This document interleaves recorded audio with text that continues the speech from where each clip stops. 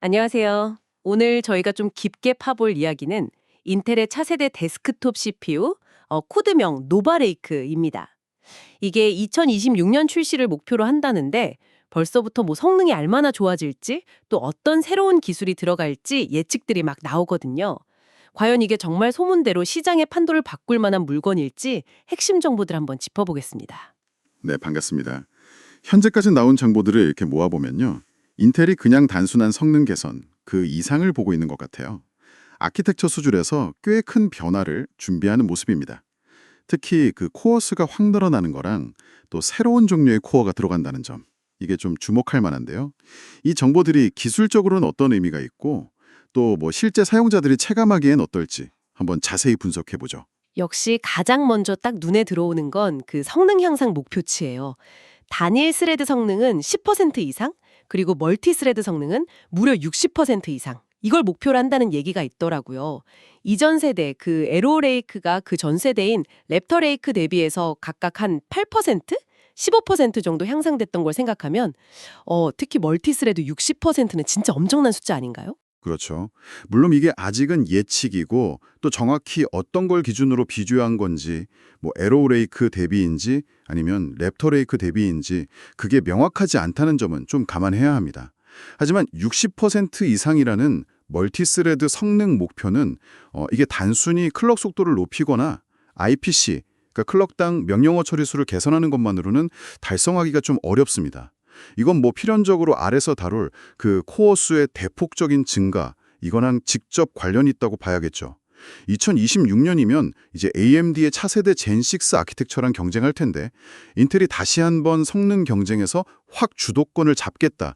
이런 의지를 강력하게 보여주는 부분 같아요. 아, 그러니까 그 성능 향상의 핵심 동력이 바로 새로운 코어 아키텍처랑 방금 말씀하신 그 코어 수준과군요. P코어에는 코요테 코브, E코어에는 악틱 울프 이렇게 새 이름도 붙었고 무엇보다 제일 놀라운 건 최상위 모델 코어 수가 최대 52대까지 그러니까 16P 플러스 32 플러스 4 LPE 와, 이렇게 늘어날 수 있다는 예측이 나왔다는 거죠. 지금 최상위 모델이 24코어인데 2배 이상으로 뛰는 거네요, 정말? 네. 코어 수가 2배 이상 늘어난다는 건 그 멀티태스킹 환경이나 아니면 고사양 작업 처리 능력에서 뭐 엄청난 차이를 만들 수 있다는 뜻입니다. 여기서 특히 좀 재미있는 부분은 LPE 코어, 즉 로우 파워 E 코어 4개가 추가된다는 점이에요. 이건 원래 노트북용 프로세서, 그 메테오레이크에 처음 도입됐던 초저전력 코어인데 데스크톱에도 이걸 넣는다는 거죠. 데스크톱의 LP E코어라. 약간 생소한데요.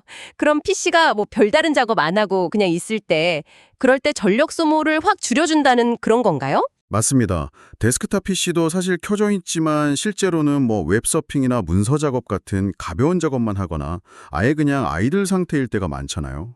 바로 그럴 때 이 LPE 코어가 백그라운드 작업 같은 걸 전담하면서 전력 효율을 크게 높일 수 있습니다. 이게 SoC 타일에 통합돼서 시스템 전체의 에너지 소비를 최적화하는 그런 역할을 기대해 볼 수 있는 거죠. 데스크탑 환경에서는 처음 시도되는 거라 상당히 의미가 있습니다. 뭐랄까? 스마트폰의 그런 효율성을 데스크톱으로 가져오려는 시도가 되기도 하고요.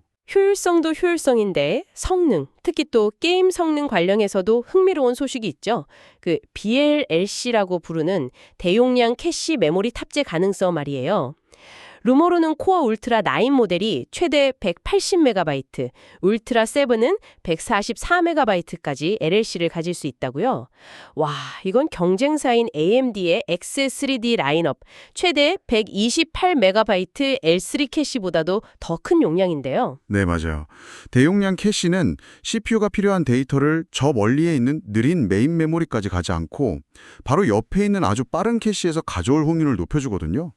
이게 특히 데이터 접근 속도가 정말 중요한 게임에서는 프레임 드랍을 줄이고 전반적인 성능을 끌어올리는데 아주 효과적입니다. 그래서 인텔이 이 BLLC 모델을 통해서 그동안 게임 성능에서 강점을 보여왔던 AMD의 X3D 시리즈에 직접적으로 맞대응하려는 전략으로 풀이됩니다. 고사양 게임 즐기시는 분들께는 아주 솔깃한 소식일 겁니다. 그 외에도 바뀔 게 많네요. 새로운 LGA 1954 소켓을 사용해서 기존 메인보드는 호환이 안 되고 그러니까 교체가 꼭 필요해 보이고요. 또 지원하는 DDR5 메모리 속도도 8000mts로 올라가고 PCIO 5.0 레인 수도 36개로 늘어난다고 하고요. 뭔가 플랫폼 전체가 한 단계 업그레이드되는 느낌인데요. 다만 최상위 모델 TDP가 최대 150W까지 올라갈 수 있다는 건 이건 좀 부담스러울 수도 있겠어요. 네, 새로운 소켓 도입은 사실 이런 향상된 기능들, 그러니까 더 빠른 메모리나 더 많은 PCI 레인을 지원하기 위해서는 뭐 어쩔 수 없는 선택으로 보입니다.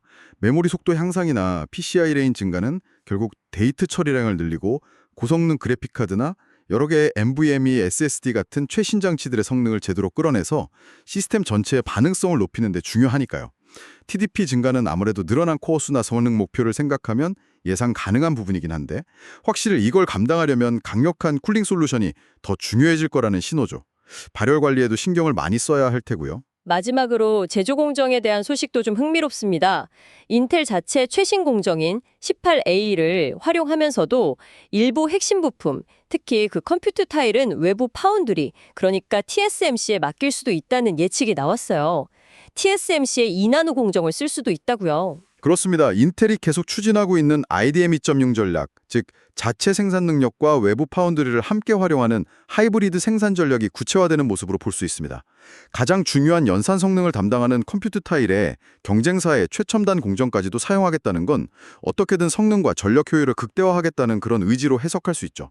뭐 자체 파운드리 역량 강화와 외부의 검증된 기술력을 전략적으로 결합해서 최고의 제품 경쟁력을 확보하겠다, 이런 판단인 것 같습니다. 네, 오늘 이렇게 2026년 출시가 기대되는 인텔의 차세대 CPU 노바 레이크에 대한 다양한 예측과 정보들을 집중적으로 살펴봤습니다. 2배 이상 늘어난 코어 수부터 시작해서 새로운 코어 아키텍처, 대용량 캐시 탑재 가능성, 그리고 데스크톱에서는 처음 보는 LP2 코어 도입까지 정말 많은 변화와 혁신이 예고되어 있어서 기대감을 높이네요. 맞습니다.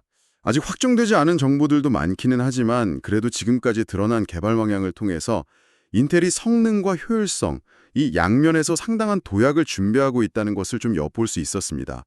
특히 이런 변화들이 실제로 제품에 적용됐을 때 데스크톱 CPU 시장의 경쟁 구도에 어떤 영향을 미칠지, 그리고 AMD의 차세대 제품과는 또 어떤 경쟁을 펼칠지 지켜보는 것이 상당히 흥미로울 것 같습니다. 오늘 저희가 나눈 이야기들이 앞으로의 기술 동향을 파악하시거나 혹은 향후 PC 구성을 계획하시는데 조금이나마 유용한 통찰을 제공했기를 바랍니다.